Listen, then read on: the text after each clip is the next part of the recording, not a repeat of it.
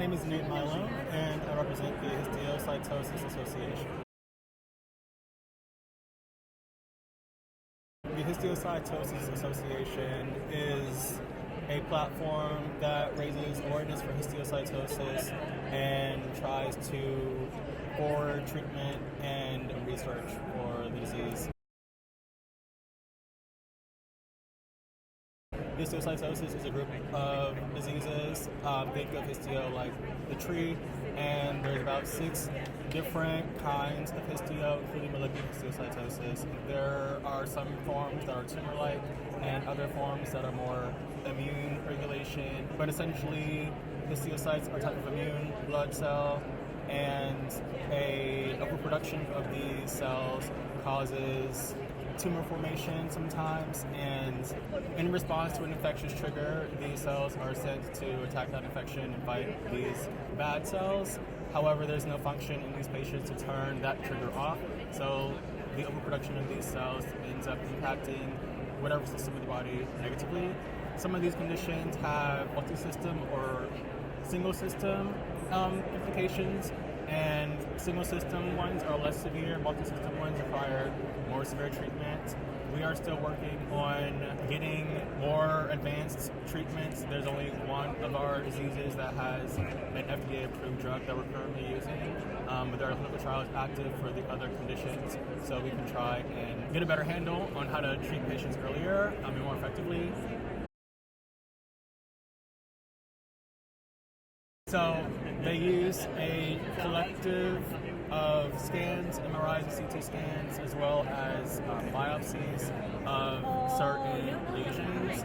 So one of the most basic forms have skin and bone lesion impact. So they're going to biopsy your skin, and they'll also reference that with diagnostic scans to ensure and confirm the diagnosis.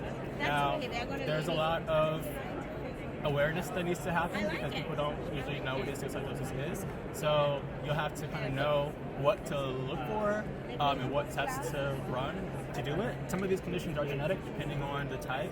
In my personal experience, I was misdiagnosed with Crohn's disease at 7 years old, and I was correctly diagnosed with one of the diseases, HLH, when I was 19. And in the span of 12 years, I had 16 surgeries to treat Crohn's that ended up resulting in the loss of my colon. And I continuously was being treated with therapies that were not working. When I was 19, I ended up in hospital septic due to a couple of bowel obstructions, and I was fortunate enough to have doctors there who were not familiar with me to be able to step outside of that and say, this does not look like Crohn's, and maybe we should try and figure out what else it could be. And so they sent genetic testing to a center, and it came back positive for a mutation called XIAP deficiency.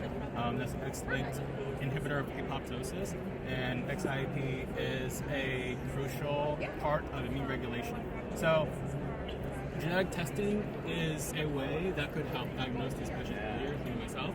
The reason why I advocate is so that other patients don't have to experience such a long diagnostic odyssey. Now, some of these other conditions are genetic, and testing should be sent so that way people can be identified and they can target the correct therapies for that patient. Bone marrow transplant is an extreme case. It's still a risky procedure, and for my specific situation, by the time everything was discovered, there was no room really to refer to less severe HLH treatment, so I had to have chemo and I had to have a bone marrow transplant. However, there are drugs, and we are in trials for drugs that are less severe treatments, medications that patients can take. So the treatment really varies depending on the disease type and the age group and the systems affected. More systems affected is more severe, and some patients have CNS involvement as well as kidney, lungs. LCH, Langerhans histiocytosis, is our most common type, and there is pulmonary Langerhans cell, which affects your lungs. These diseases, we are just looking to spread awareness. We have a Carry Gap poster here highlighting the areas in the country where we have a need for histio physicians. Now, histio is considered an orphan disease technically, but we have a wide wide community of patients affected by all 6 disorders. And so there are still states in the United States where there are 0 histiophysicians, and we're trying to improve that. So spreading awareness about histiocytosis, a presentation of HLH is IBD. And so histio experts and most medical people in the rare disease space, I have heard that it's a key sign, a key indication. And so I just encourage the collaboration and the education of GI doctors, especially when it comes to partnering with oncology doctors and hematology doctors, that this is a disease that exists, and it can be easily missed if you don't know what to look for, and simply knowing what histiocytosis is it can change a lot of lives. If I leave here today accomplishing one thing, it's that I taught someone about histiocytosis. People are hearing it, so next time someone hears it, they're like, I've never heard of that before.